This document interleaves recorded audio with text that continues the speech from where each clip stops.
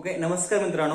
आज आपण काय बघणार आहोत तर तुमच्यासाठी या मे 2021 यामध्ये जी एप्रिल मे मध्ये जी आपली परीक्षा होणार आहे बोर्डाची, त्यासाठी आपल्या महाराष्ट्र बोर्डाने तुम्हाला क्वेश्चन बँक दिलेली आहे. बरोबर आहे. एक्झामसाठी जे महत्वाचे क्वेश्चन्स आहेत ते सगळे क्वेश्चन त्या क्वेश्चन बँक मध्ये देण्यात आलेले आहेत. महत्वाचे म्हणतो मी, ते क्वेश्चन बँक मधले क्वेश्चन एक्झामला येतीलच असं काही नाही बरं, पण पॉसिबिलिटीज आहेत. ओके, त्यामुळे आपण या टाईपचे सगळे क्वेश्चन तुम्हाला पडणार आहेत. त्यामुळे आपण ते सगळे क्वेश्चन सोडवण्याचा प्रयत्न करणार आपल्या या चॅनलवरती. ओके, सो आज या ठिकाणी आपल्याला काय बघायचं आहे तर आपण काय बघणार आहोत, मॅथमॅटिकल लॉजिक हा जो मॅथचा फर्स्ट चॅप्टर आहे त्याची क्वेश्चन बँक आपण सोडवणार आहोत.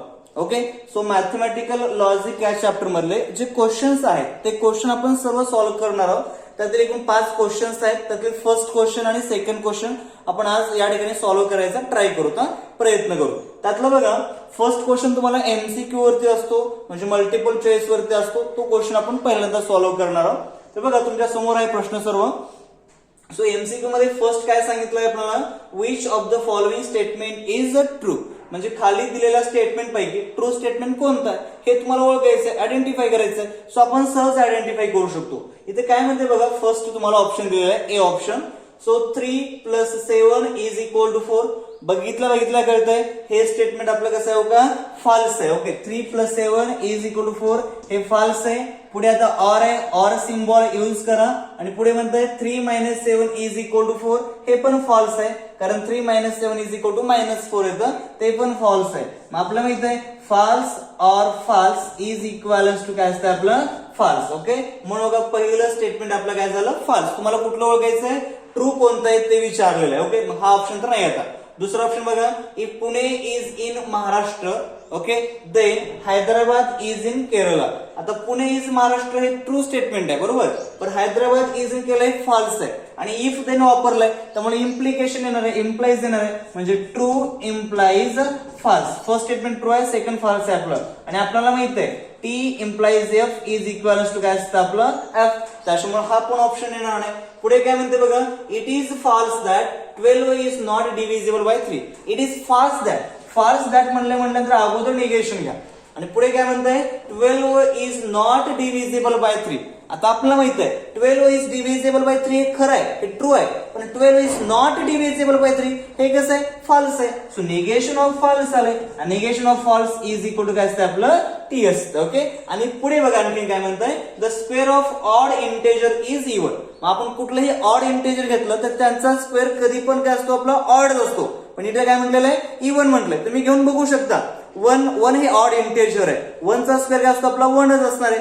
3 ऑड इंटेजर आहे, 3 चा स्क्वेअर करा 9 येणार आहे, ऑड आन्सर येत आहे. पुन्हा तुम्ही 5 ऑड इंटेजर आहे, 5 चा स्क्वेअर करा 25 येत आहे, हे पण कसं आहे आपलं, ऑड आहे. पुन्हा तुम्ही 7 करा, 7 चा स्क्वेअर 49 येत आहे, हे पण कसं आहे आपलं, ऑड आहे. बट इथे काय म्हटलंय बघा, the square of odd integer is even म्हणताय. इवन म्हटलंय म्हणजे ते कसं झालं तर फॉल्स झालं. याच्यावरून आपलं एक लक्षात येतं की फक्त ट्रू स्टेटमेंट एकच आहे, ते कोणतं आहे बघा, it is false that 12 is not divisible by 3. आपण इथे केला. ओके, म्हणजे आपला आन्सर काय असेल इथं, ऑप्शन सी असेल. ओके, हे करेक्ट ऑप्शन असेल आपला. पुढे बघा, which of following is not a statement. आता स्टेटमेंट नाही असं कोणतं विचारलं. ओके, कोणतं स्टेटमेंट नाही ते ओळखायचं आपल्याला. बघा बरं, आता पहिल्यांदा 2 + 2 = 4 हे स्टेटमेंट आहे. आपण ट्रू व्हॅल्यू सांगू शकतो नाही, कारण हे पूर्णपणे कसं आहे आपलं, ट्रू आहे. एक हिंट देतो, स्टेटमेंट आहे का नाही कसं ओळखायचं बघा. सिंपल, तुम्ही ज्याची ट्रूथ व्हॅल्यू सांगू शकता, म्हणजे जे कन्फर्म तुम्हाला सांगता येतंय की हा हे 100% ट्रू आहे किंवा हे 100% फॉल्स आहे, असं जे स्टेटमेंट आपल्याला सांगता येते त्यालाच काय म्हणायचं, स्टेटमेंट म्हणायचं. ओके, ज्याला आपण सांगू शकतो हे पूर्णपणे फिक्स कसं आहे, ट्रू आहे, हे पूर्णपणे कसं आहे, फॉल्स आहे. बघा बरं, आता इथं 2 + 2 = 4 हे आपण सांगू शकतो पूर्णपणे कसं आहे, ट्रू आहे, मग तो 100% असणार आहे आपला स्टेटमेंट. आता नेक्स्ट बघा, 2 is only even prime number. 2 ही एकमेव अशी मूळ संख्या आहे जी कशी सम आहे आणि खरं आहे. कळतंय, हे पण पूर्णपणे कसं आहे, ट्रू आहे. त्याच्यामुळे आपण याच्यामध्ये पण सांगू शकतो हे ट्रू आहे, बरोबर आहे. म्हणजे हे पण काय झालं, आपलं स्टेटमेंट झालं. तुम्हाला ट्रू त्याला ओळखायचं नाही, स्टेटमेंट आहे की नाही ओळखायचं नाही, त्यासाठी हिंट सांगालो मी. ओके, ज्याला तुम्ही फिक्स खरं किंवा फिक्स पूर्णपणे 100% सांगू शकतो की हा 100% ट्रू आहे, हा 100% फॉल्स आहे, त्यालाच काय म्हणायचं, स्टेटमेंट. आता इथं बघा का, इथं हे तुम्ही सांगू शकता दोन्ही पण 100% आपले ट्रू आहे. आता पुढे बघा बरं, कमी इकडे ह्यात ट्रू आणि फॉल्स काय सांगा, आपण सांगू शकणार नाही ना.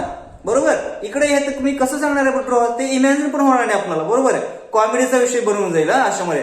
मग कम हिअर हा शब्द आला, बरोबर. हे आपलं स्टेटमेंट आहे आणि ऍक्च्युली बघायला गेलं तर कम हिअर हे काय आपली ऑर्डर आहे आणि आपल्याला माहित आहे ऑर्डर ही स्टेटमेंट नसते, त्याच्यामुळे आपला आन्सर काय येईल, आपलं कम हिअर हे आपला आन्सर आहे. ओके. त्यानंतर पुढे बघा आता क्वेश्चन फर्स्ट मधलाच आपलं थर्ड नंबरचा, if P is only P is any statement then P or negation P is. Okay. जर P हा एखादा स्टेटमेंट असेल तर P or negation P काय असतं मला.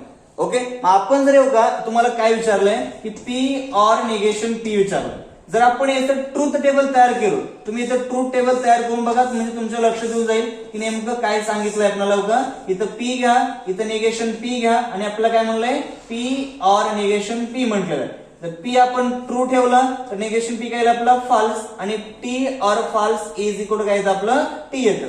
पुन्हा P जर आपण फॉल्स ठेवलं तर निगेशन P काय असणार आहे आपलं ट्रू असणार आहे आणि फॉल्स और ट्रू इज इक्वल टू काय असतं आपलं ट्रू असतं. म्हणजे ऑलवेज P और निगेशन P काय आलं आपलं ट्रू आलेलं आहे. म्हणजे 100% माहिती आहे आपल्याला की तुम्ही कुठली व्हॅल्यू द्या, काही करा, T घ्या किंवा F घ्या, तर P और निगेशन Q P काय येणार आपलं ट्रूच येणार आहे. त्याच्यामुळे हो का हे जे स्टेटमेंट आहे ते कसं आपलं आता कंटिजेन्सी, कॉन्ट्राडिक्शन आणि टोटॉलॉजी. कंटिजेन्सी म्हणजे काय, काही ट्रू काही फॉल्स असे जर आले शेवटच्या कॉलम मध्ये त्याला म्हणायचं कंटिन्युअन्सी. पुन्हा कॉन्ट्राडिक्शन म्हणजे काय, तर लास्ट कॉलम मध्ये सगळेच फॉल्स आले तर काय म्हणायचं कॉन्ट्राडिक्शन. आणि शेवटच्या कॉलम मध्ये लास्ट कॉलम मध्ये जर सगळ्याच ज्या व्हॅल्यूज आहेत त्या काय आल्या आपल्या ट्रू आल्या तर त्याला म्हणायचं टोटॉलॉजी. तर आपल्या बघा बरं या कॉलम मध्ये काय आल्या फायनल व्हॅल्यू सगळे टी आले, त्याच्यामुळे का हे जे P और निगेशन P असणार आहे ते काय असणार आपलं टोटॉलॉजी. याचं पण ऑप्शन आपलं सी ऑप्शन मिळून जाईल.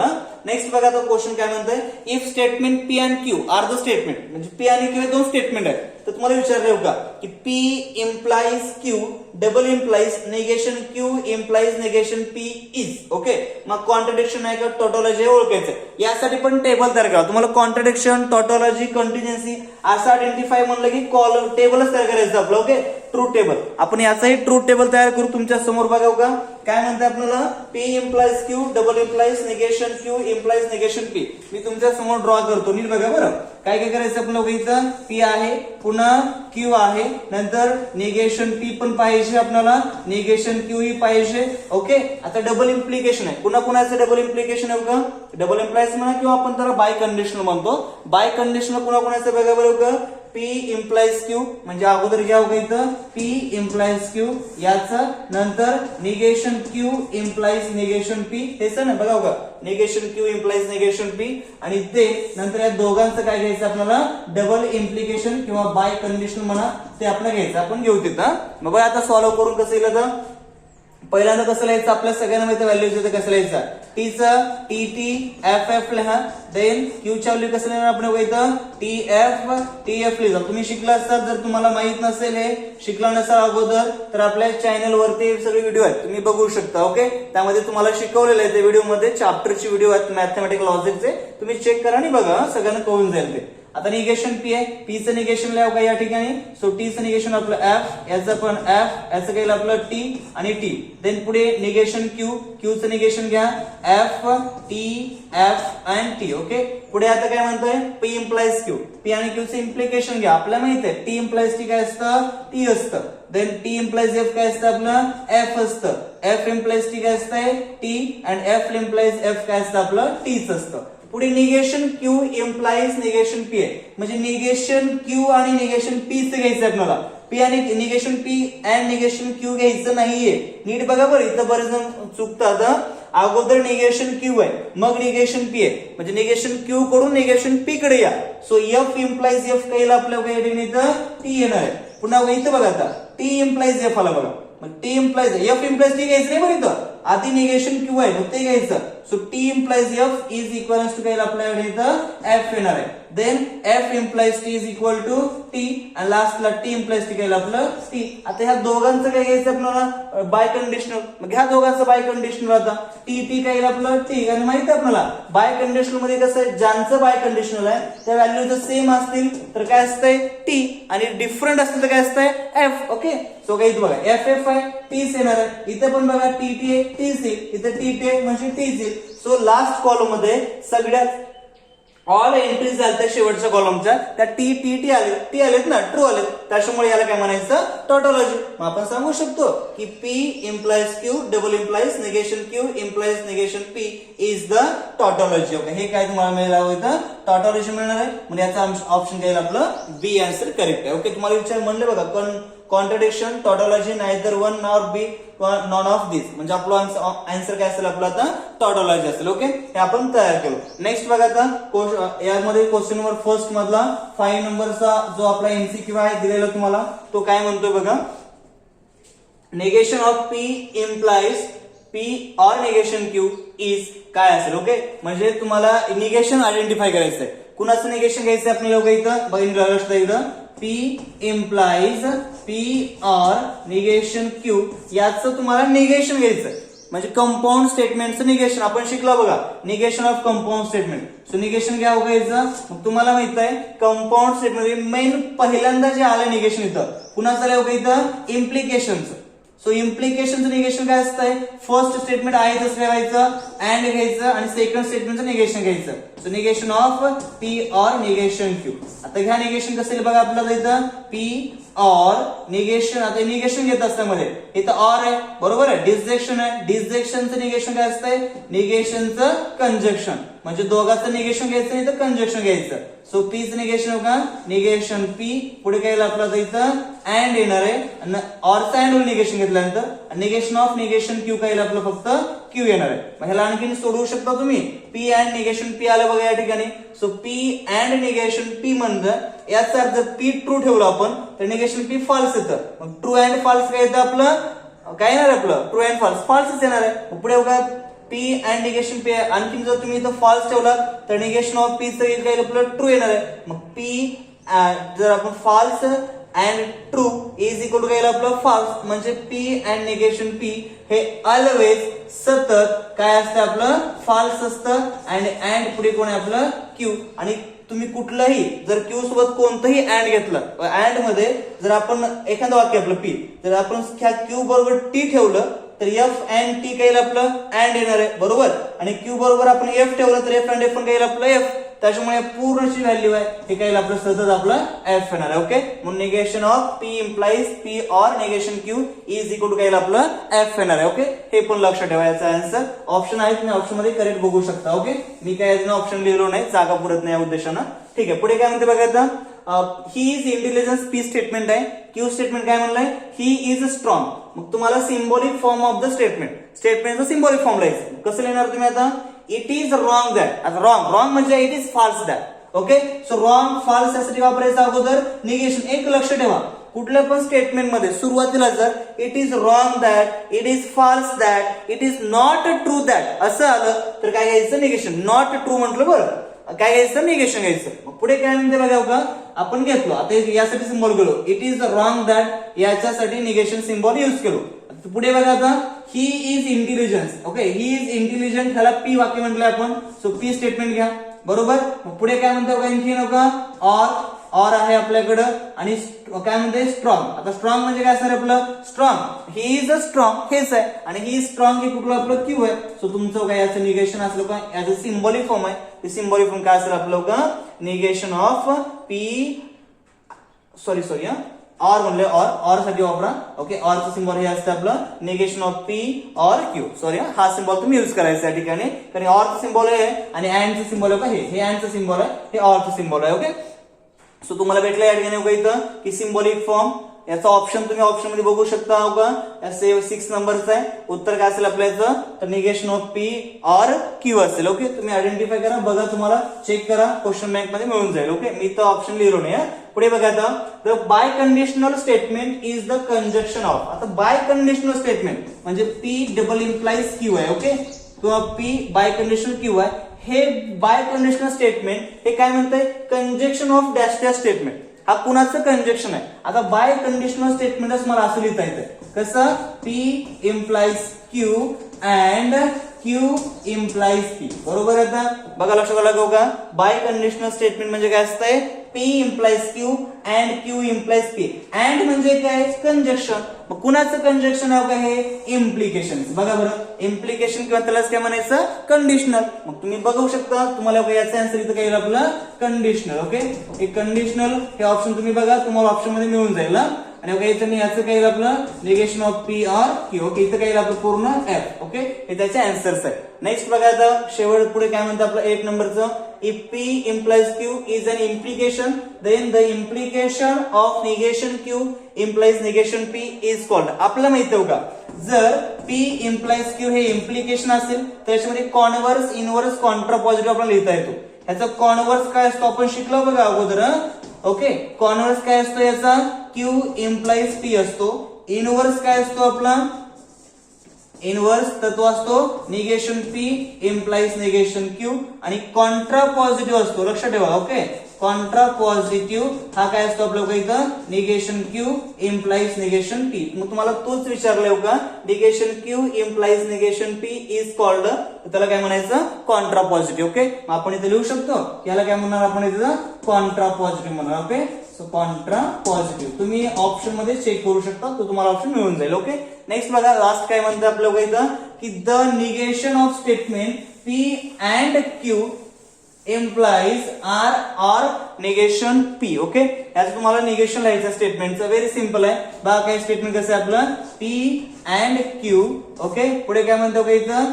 implies R or negation P. Okay, याचं तुम्हाला काय लिहायचं आहे? आपल्याला निगेशन लिहायचं. आपण निगेशन लिहू शकतो याचं सिंपल सहज निगेशन लिहितं आपल्याला. निगेशन लिहित असं निगेशन घ्यावं घ्यायचं. सो मेन स्टेटमेंट तुम्हाला याच्यामध्ये लक्षात येतं.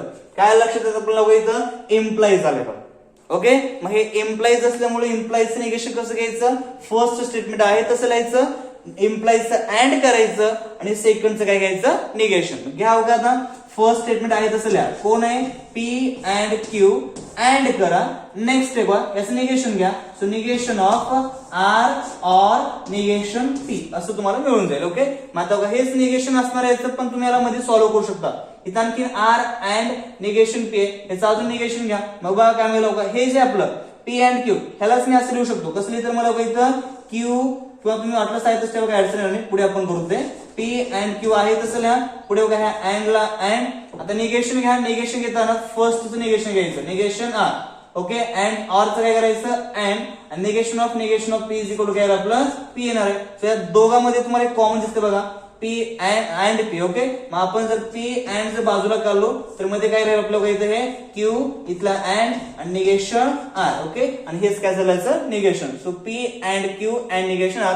आय थिंक सो ऑप्शन तुमचा फर्स्ट ऑप्शन आहे, पहिला ऑप्शन आहे, ते तुम्ही या ठिकाणी घेऊ शकता. ओके, सो हे झालं आपलं MCQ चे क्वेश्चन. आता लगेच आपण क्वेश्चन नंबर सेकंड जो 1 मार्कासाठी लगेच आपण इथं घेऊन टाकतो. ओके, चालतंय. सो फ्रेंड्स बघा आता आपण क्वेश्चन नंबर सेकंड घेणार आहोत. क्वेश्चन नंबर सेकंड काय सांगतोय आपल्याला? अटेम्प्ट द फॉलोइंग, म्हणजे खालील क्वेश्चन सोडवायचे तुम्हाला. 1 मार्कासाठी 1 प्रश्न आहे बरं याच्यामध्ये. व्हेरी सिंपल आहे. 1 मार्काचा प्रश्न आहे, 1 वाक्यात लिहून टाकायचं. त्याला जास्त लिहायची गरज नाही, जास्त लिहायचं नाही. 1 मार्काचं 1 वाक्यात लिहून टाकायचं. बघा कसं आहे. फर्स्ट काय म्हणतं याच्यातलं? Find the negation of 10 + 20 is equal to 30. आता निगेशन लिहायचं आहे, मग याचं निगेशन सर्व लिहून टाका ना direct. 10 + 20 is not equal to 30. हे त्याचं काय झालं? निगेशन. ओके, नेक्स्ट बघा काय म्हणताय? State the truth value of x² is equal to 25. आता बघा प्रश्न कसा आहे, खूप भारी बरं हा क्वेश्चन, थोडस चांगला आहे. बघा कसं आहे बघा, state the truth value of x² is equal to 25. आता कॉमनली आपण काय म्हणतो माहितीये का, की x² इज इक्वल टू 25. 5चा वर्ग 25 आहे, करंट ट्रू म्हणतो, पण तसं होत नाही बरं हे.